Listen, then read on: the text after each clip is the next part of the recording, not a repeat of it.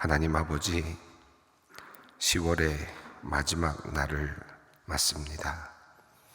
시간의 발걸음이 빠르게 흘러가는 오늘, 지난 한 달 동안 우리를 따뜻하게 지켜봐 주셨던 주님의 시선을 기억합니다. 우리가 숨을 쉬며 먹고 마시고 깨어나고 잠들며 열심히 일하고 또 잠시 숨을 돌리며 사랑을 나누었던 모든 순간이 주님의 은혜로 가득 차 있음을 가슴 깊이 고백합니다. 슬플 때도 있었습니다. 기쁠 때도 있었습니다. 고통스러운 시간도 있었습니다. 절망스러운 시간도 있었습니다. 참 감사한 시간도 또한 있었습니다. 하나님, 우리의 상황이 어떠하였든지 주님은 늘 우리를 깊은 연민과 사랑으로 보아주셨고 함께 기뻐해 주시고 또한 함께 울어주셨습니다. 주님과 함께 한 지난 한 달, 주님과 함께 걸어온 이 한 달이 참으로 감사합니다. 하나님, 낙엽이 떨어지고 몸도 마음도 움츠러드는 계절로 접어들었습니다. 이러한 시기에 우리 소망교회 모든 지체가 서로 힘이 되기를 원합니다. 주님의 넉넉한 사랑과 은혜 받았으니 그것을 곁에 있는 이웃과 나누게 해 주시옵소서. 우리가 다른 사람을 경시하거나 비판하기 전에 그들을 향한 격려와 사랑의 손길을 먼저 보내게 하여 주시옵소서. 우리 모두가 하나님 앞에서 순수함을 지닌 채 다른 사람들 앞에서도 진실하게 살게 하여 주시옵소서. 그리하여 우리가 하나님의 영광을 반영하는 성도로서 주님의 사명을 훌륭히 이루게 해 주시옵소서. 하나님, 가난한 이들을 위하여 기도합니다. 한 줄기 따스한 빛마저 찾아들기 힘든 외로운 영혼들과 소년소녀 가장들, 그리고 어려운 환경 속에서 살아가는 1인 가정들이 있습니다. 사회적인 약자들을 위하여 도시의 정책들이 잘 세워지게 하시고 공무원들이 그들의 아픔에 귀를 기울이게 하여 주시옵소서. 특별히 그리스도인들이 먼저 그들에게 다가가 사랑을 품고 선을 베풀게 하여 주시옵소서. 주님께서 우리에게 베풀어 주신 은혜가 나와 나의 가족만을 위한 것이 아니라 하나님의 나라와 의를 위한 것임을 깨닫게 하여 주시옵소서. 받은 은혜를 나누는 것이 당연한 문화가 되게 하시고 가난한 이들을 돌보는 것이 하나님께 드리는 귀한 봉헌이 또한 되게 하여 주시옵소서. 우리 대한민국을 위하여 간절한 마음으로 오늘도 기도합니다. 이 나라에 주님의 자비와 긍휼이 임하기를 원합니다.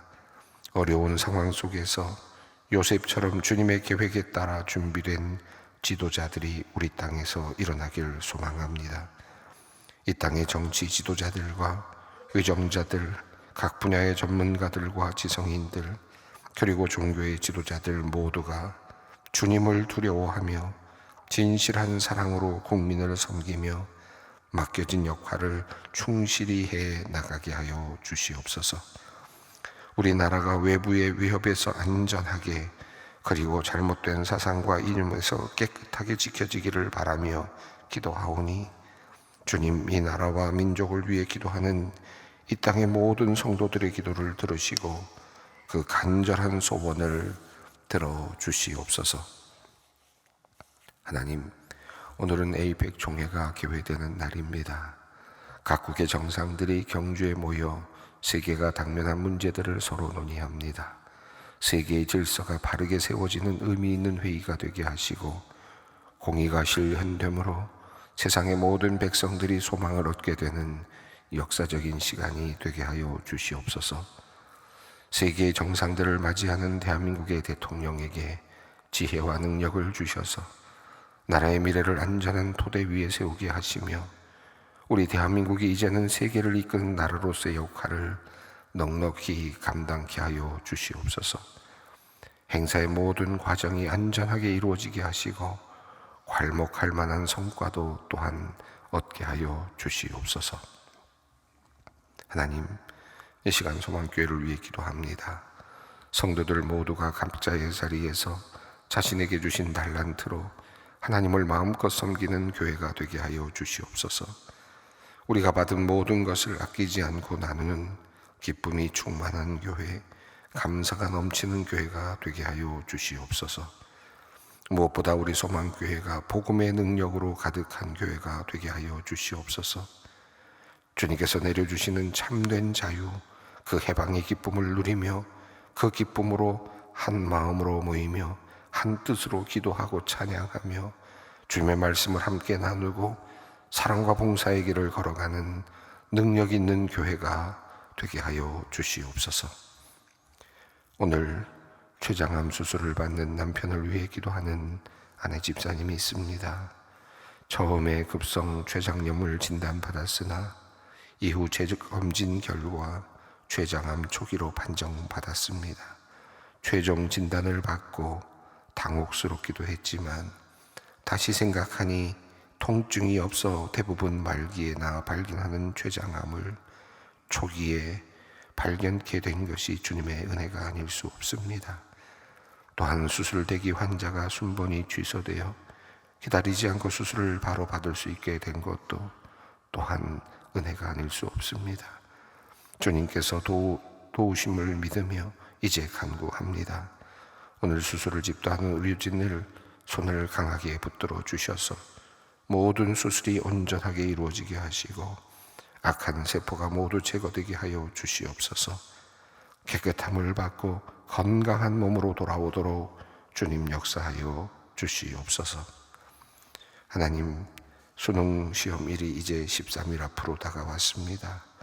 이 시간 하나님께서 우리 수험생들에게 마음의 평안과 담대함을 허락하여 주시기를 간구합니다. 마지막까지 최선을 다하게 하셔서 후회가 없게 하여 주시옵소서. 무엇보다 우리 수험생들이 주님을 향한 믿음이 더욱 자라나는 시간 되게 하시고 가족 간의 따뜻한 사랑을 다시 확인하는 시간이 되게 하여 주시옵소서. 남은 시간 동안 모든 것들을 하나하나 잘 정리하게 하시고 조급함 대신 넉넉함과 평온한 마음으로 마지막 시간들을 잘 보내게 하여 주시옵소서. 하나님, 이제 말씀을 펴니다. 하나님께서 인도하여 주시옵소서. 말씀을 듣게 하시고 깨닫게 하여 주시옵소서. 이 새벽이 말씀을 깊이 받아들여 말씀으로 나를 새롭게 하는 시간 되게 하여 주시옵소서. 예수 그리스도의 이름으로 기도 올리옵나이다. 아멘. 오늘 주시는 말씀은 갈라디아서 6장 11절로 18절 말씀입니다. 오늘의 말씀은 갈라디아서 6장 11절로 18절까지 말씀입니다. 함께 봉독하겠습니다. 내 손으로 너희에게 이렇게 큰 글자로 쓴 것을 보라. 무릇 육체의 모양을 내려 하는 자들이 억지로 너희에게 할례를 받게 함은 그들이 그리스도의 십자가로 말미암아 박해를 면하게 하려 함뿐이나 할례를 받은 그들이라도 스스로 율법을 지키지 아니하고 너희에게 할례를 받게 하려 하는 것은 그들이 너희의 육체로 자랑하게 하려 함이라. 그러나 내게는 우리 주 예수 그리스도의 십자가 외에 결코 자랑할 것이 없으니 그리스도로 말미암아 세상이 나를 대하여 십자가에 못 박히고 내가 또한 세상에 대하여 그러하니라. 할례나 무할례가 아무것도 아니로되 오직 새로 지으심을 받는 것만이 중요하니라. 무릇 이 규례를 행하는 자에게와 하나님의 이스라엘에게 평강과 긍휼이 있을지어다. 이후로는 누구든지 나를 괴롭게 하지 말라. 내가 내 몸에 예수의 흔적을 지니고 있노라. 형제들아, 우리 주 예수 그리스도의 은혜가 너희 심령에 있을지어다. 아멘. 예, 오늘 본문 말씀은 갈라디아서 이제 마지막 부분입니다. 짧은 서신이죠. 갈라디아서 6장까지 장으로 나누어진 것으로 보면 6장까지 이어지는 내용입니다. 그러나 갈라디아 교회가 바울이 보기에는 상당히 어려운 국면에 있다고 느껴졌습니다. 특별히 바울을 폄하할 뿐만 아니라 비방하였을 뿐만 아니라 바울이 전했던 복음의 내용을 훼손하고 더 나아가서 잘못된 길로 인도하고 있는 거짓 교사들, 그들이 갈라디아 교회에서 사람들의 마음을 나누어 놓고 있는 모습을 보면서 그는 급한 마음으로 편지를 쓸 수밖에 없었던 것 같습니다. 우리가 쭉 이 본문을 읽어왔는데 오늘 마지막 부분의 인사 부분 바로 앞에 있는 내용들 우리가 살펴봤습니다만, 우리는 그리스도 안에서 참된 자유를 누리는 사람들이다. 그러나 그것이 방종이 되지 않기 위해서는 우리는 성령의 인도하심을 받아야 된다라고 하는 그의 그 마지막 그가 전개하고 있는 이 내용은 참으로 우리들에게 많은 생각들을 하게 만듭니다. 특별히 신앙의 그 오묘함이라 그럴까요? 신앙의 신비로움이라고도 할 수 있을 것 같습니다. 우리는 자유롭지만 그러나 방종으로 가지 않는다. 우리는 무엇이든지 할 수 있지만 그리스도 안에서, 그러나 우리는 성령에 이끌려서 살아간다. 그러므로 우리는 율법에 매이지 않는다라고 하는 이와 같은 바울의 그 진리의 어떤 그 뭐랄까 외침이라 그럴까요? 이 외침은 우리들에게 끊임없이 도전을 주는 말씀이라고 할 수 있습니다. 오늘 또 앞서 나와 있었던 내용 중에서 한 가지를 조금 더 그 상황과 한번 겹추어서 한번 생각을 해볼 필요는 있을 것 같습니다. 이제 마지막 인사를 다루기 전에 한 가지를 생각해 본다면, 앞서서 나왔던 내용, 성령의 이끌림을 받는 사람들은 어떤 사람들이었습니까? 시기하거나 분내지하거나 또는 여러 가지 죄악들의 그런 모습들이 있었습니다. 음행이라든지 더러운 일들, 호색, 우상숭배와 같은 것들, 분열 짓는 것, 당 짓는 것, 분냄, 시기, 이런 것들이 이 육체의 일이다라고 이렇게 이야기를 하면서 성령께서 이끌어 주시는 삶은 사랑과 희락과 화평과 그리고 오래 참음, 자비, 양선, 충성, 온유, 절제와 같은 것이다. 이런 말씀을 하였죠. 이런 이야기를 하면서 내적으로 하나님의 성령을 받은 사람들의 내적인 상태를 이야기를 했고, 또 외적으로는 그 잘못한 사람들에 대해서 어떻게 대하는가라고 하는 것에 대한 이야기를 했습니다. 범죄한 일이 드러나거든 이렇게 해야 한다라고 하는, 서로 짐을 져야 된다라고 하는, 또 말씀을 가르치는 자를 또 함께 좋은 것으로 함께 해야 된다라고 하는 이런저런 이야기들을 쭉 해왔습니다. 이 이야기들을 이제 갈라디아 교회의 상황으로 비추어 본다면, 이 내용은 사도 바울이 성령을 받고 참된 자유를 누리는 사람들의 삶에 대한 어떤 하나의 큰 이론적인 큰 말씀이기도 하지만, 동시에 갈라디아 교회에서 지금 현실적으로 당면하고 있는 그런 지금 그리스도인들에게 어떻게 해야 될 것인가, 서로 나뉘어져 있고 서로 반목하고 있고 서로가 지금 거짓된 복음을 지금 전하고 있는 사람들을 놓고, 잘못하고 있는 사람들을 놓고 내가 어떻게 행동해야 될 것인가, 또 그들은 정말 어떤 사람들인가를 판단하라고 하는 그런 매우 중요한 잣대들이, 현실적인 잣대들이 이 안에 들어있는 것을 확인할 수 있습니다. 예를 들어서 그들이 가지고 있는 당 짓는 일, 분열시키는 일, 또 분쟁을 만드는 일, 분내게 만드는 일, 시기하게 만드는 일, 분쟁을 만드는, 원수를 맺게 만드는 일, 이와 같은 일들이 지금 누구에게서 일어나고 있습니까? 거짓 교사들로부터 충동을 받은 사람들이 만들어내고 있는 그러한 교회 안에서의 일들이거든요. 자, 이런 일들은 누구로부터 왔다는 겁니까? 육체로부터 왔다라고 하는 것입니다. 현실적으로 본다면 하나의 이론이 아니라, 이론을 넘어서서 지금 이 이야기는 갈라디아 교회에서 지금 당면하고 있는 그 상황 속에서 사람들을 어떻게 구별할 것인가, 누가 옳은가, 그리고 누가 지금 바르게 가고 있는가를 판단하라고 하는 매우 중요한 또 다른 그 잣대가 숨겨져 있는 거죠. 그래서 지금 이러한 일들을 하고 있는 사람들을 보면서 이 사람들은 지금 육체에 속한 일을 하고 있는 것이다 라는 것을 알아차려야 된다. 갈라디아 교회에서 지금 이런 일들을 하고 있는 사람들, 당을 짓고 시기하고 분내게 하고 분쟁하게 만들고 이런 일을 하는 사람들은 지금 육체의 일을 도모하고 있는 사람들이니까 그 사람들을 분별할 줄 알아야 된다라는 그런 의미죠. 또 동시에 너희들은 어떻게 해야 되느냐, 그런 상황 속에서도 사랑과 희락과 화평과 같은 그런 성령의 열매를 맺기 위해서 애쓰면서 성령과 함께 그 길을 가야 된다라고 하는 그런 말씀이죠. 또 우리가 어제 읽었던 이 말씀 속에서 무슨 범죄한 일이 드러나거든 신령한 너희는 온유한 심령으로 그러한 자를 바로잡고 라고 하는 이 말씀은 하늘에 떠 있는 어찌 보면 그냥 이론적인 말씀이 아니라 지금 갈라디아 교회 안에는 직접 당면하고 있는 문제죠. 지금 서로가 분열되어 있고 바울이 폄하되고 있고 그리고 바울의 그 가르침을 지금 잘못된 가르침이라고 말하고 있으면서 파당을 지어가고 있고 하는 이런 상황 속에서 지금 그들의 범죄함이 드러나는 거지 않습니까?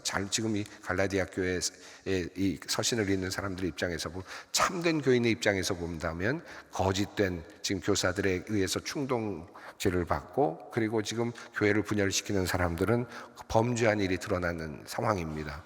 자, 그런 상황에서 잘못하고 있는 사람들이 교회 안에 있다는 거죠. 자, 그럴 때 어떻게 해야 되느냐? 온유한 심령으로 그 사람들을 바로잡아야 되고, 그것이 하고 싶지 않고 그리고 그냥 피하고 싶고 도망가고 싶지만 그러나 그 짐을 지는 것이 중요하다. 그래서 그리스도의 법을 성취해야 한다라고 하는 그런 말씀을 전했습니다.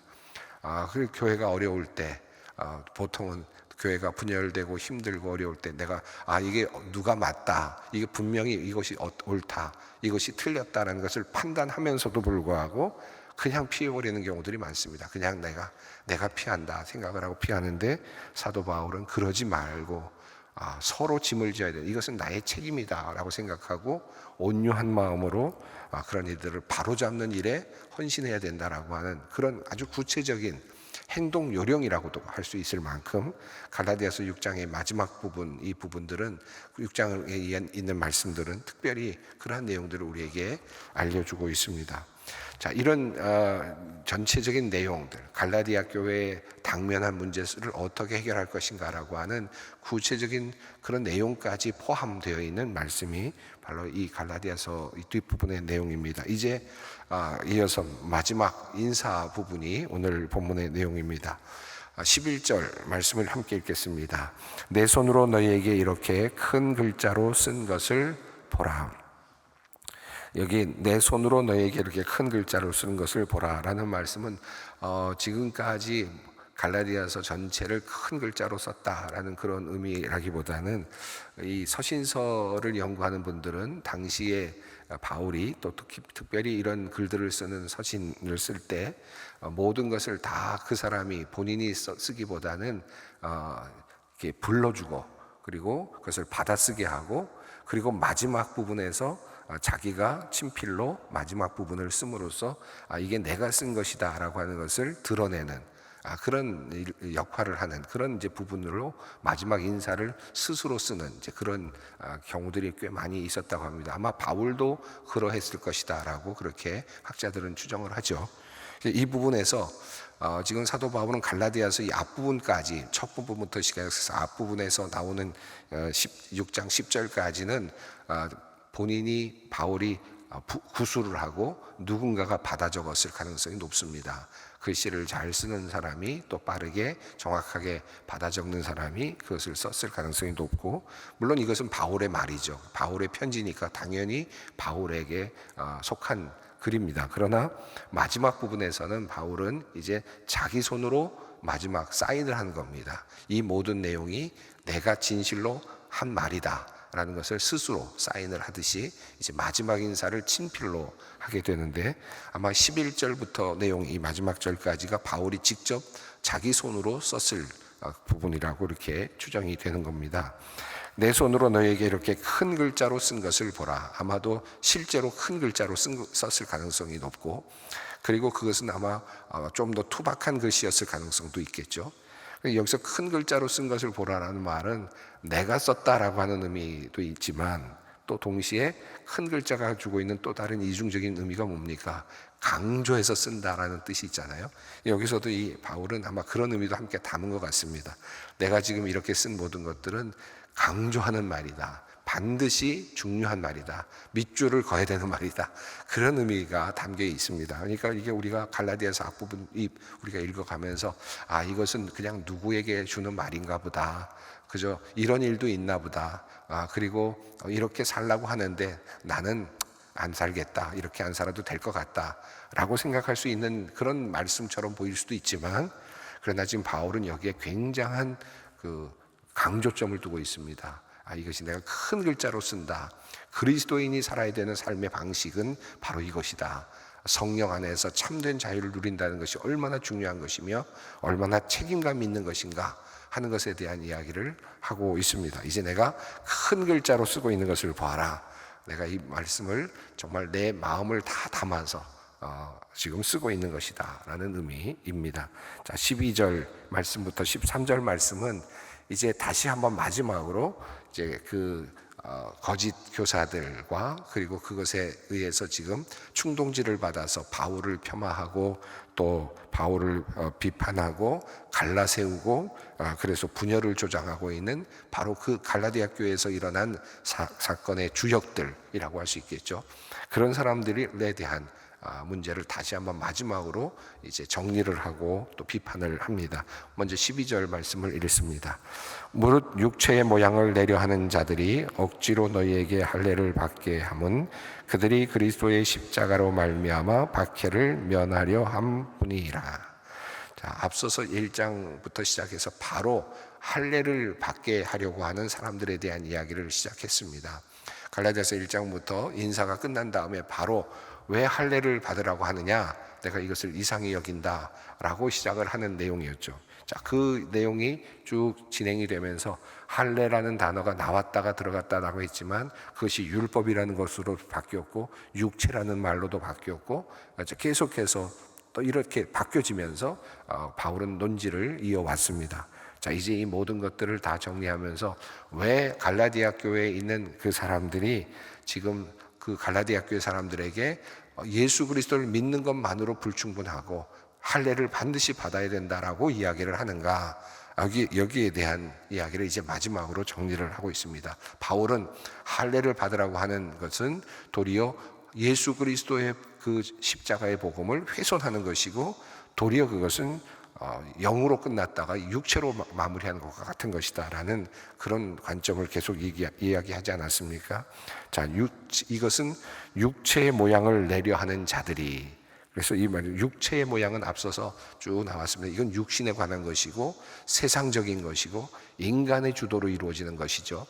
그래서 육체의 모양을 내려 하는 자들이, 이들은 육체의 모양을 내려 하는 사람들이다. 하나님의 일을 도모하거나 또 영적인 일을 도모하는 것이 아니라 그저 외모를 좋게 만들고 이 세상에서 모든 것들을 원만하게 만들려고 하는, 그저 이 세상성에서 모든 것을 해결하려고 하는 그런 사람들. 그들은 지금 내적인 상황에 대해서는 별로 관심이 없고 특별히 하나님과의 관계에 대해서도 별로 관심이 없고 하나님 앞에서의 신실함에 대해서도 별로 관심이 없고 그저 지금까지 내려왔던 유대교의 전통 속에서 모든 하나님을 믿는 사람들은 할례를 받았다라고 하는 그 전통 하나만을 붙잡고, 그리고 그것을 지금 이방인 그리스도인들에게도 그것을 더 씌우려고 하는 그런 사람들 일뿐입니다. 억지로 너희에게 할례를 받게 하려는 것은 그리스도의 십자가로 말미암아 박해를 면하게 함뿐이라. 자, 그들은 유대인입니다. 대부분이 이런 주장을 하는 사람들은. 그러나 이방인들도 할례를 받아야 된다. 그래서 그리스도인이 될 수 있다라고 생각을 하면서 그걸 강조하는 이유는 그들이 이 그리스도교를 유대교의 한 분파로 만들려고 하는 그런 의도가 있는 것이죠. 그렇게 함으로써 유대인들로부터 박해를 면하고 유대인인 자기 자신이 그리스도인이 된 것에 대해서 나름의 정당성을 확보하려고 하는, 그러니까 완전히 차원이 다른 것을 그저 유대교 안으로 다시 들어가는 것과 같은 그런 결과를 초래하는, 그러면서 자기 스스로는 박해를 받지 않으려고 하는, 비난받지 않으려고 하는 그런 하나의 인간적인 하나의 술수일 뿐이다라는 것을 이야기합니다.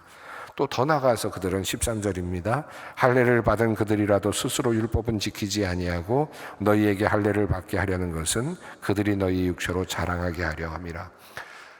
그들조차도 율법을 제대로 지키지 않으면서 그러면서 할례라고 하는 그 하나의 형식만을 주장하면서 그것을 지키게 함으로써 율법을 다 지키게 하려는 것은 자기도 지키지 못하는 율법을 이방인들에게 그것을 더 씌우는 것일 뿐이다라고 하는 말로 이제 그의 모든 이야기를, 지금 바울이 해왔던 모든 신학적인 이야기를 실질적으로 그들의 목표는 그저 이런 아주 작은 이유일 뿐이다라고 하는 것을 이야기합니다.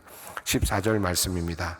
그러나 내게는 우리 주 예수 그리스도의 십자가 외에 결코 자랑할 것이 없으니 그리스도로 말미암아 세상이 나를 대하여 십자가에 못 박히고 내가 또한 세상에 대하여 그러하니라.